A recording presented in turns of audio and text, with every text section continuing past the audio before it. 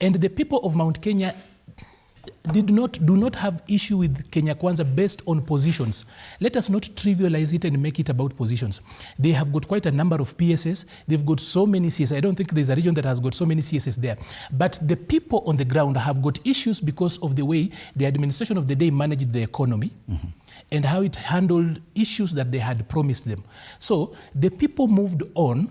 All the other people that are now being said that they are trivializing and or rather they become ethnic and whatever, just followed the people. So, as of Muturi, for example, Muturi is raising a very serious issue. I've just told you that a friend of mine that I hadn't seen for a very long time but belongs to the regime in the statecraft called me and asked me, why? I've realized you moved. And then as we were discussing, he told me, do you know, by the way, abductions did not start with Gen Z. They started much earlier. The issue of abductions as an official policy is a serious one because some of my mentees, for example, were taken away. I've spoken about that here. And I think on abductions have been very consistent. My mentees in my former political leadership class that I actually had brought up, at least one of them was killed. So many of them were actually abducted. So if you see the people you've brought up and mentored and taken them through training, being actually persecuted for what they believe in and what you taught them, you are actually at a moral dilemma. You actually have to make a choice. So let us not really beat up the people of Mount Kenya because of the issue of a few leaders. If the administration today has got a problem with Rigathi Gachagua, it should not punish the people of Mount Kenya for that. The people of Mount Kenya have got legit and serious issues and questions they're asking. Like, for example, here, we can actually act like we don't know. The Hustler Fund that the administration promised is not the Hustler Fund that we gave young people, that we gave to the people out there.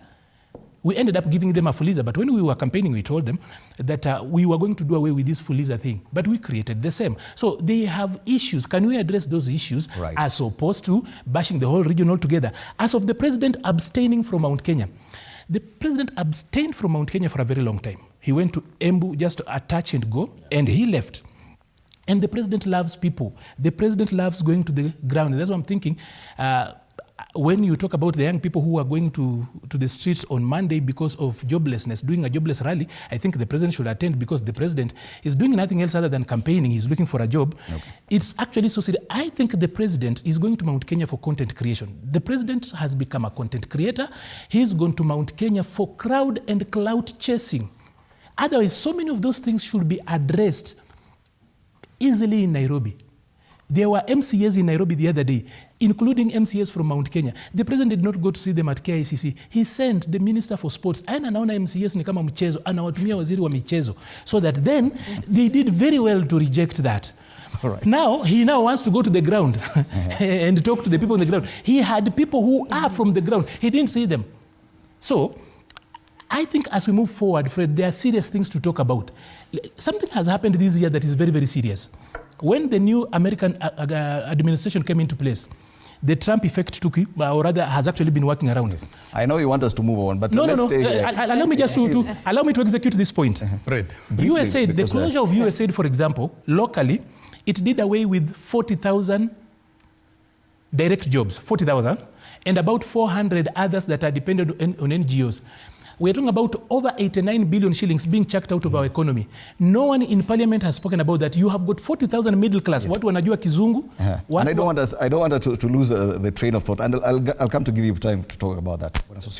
Yeah, thank you. I think it is wrong to try and trivialize the presidency and bastardize governance in this country simply because of selfish personal interest.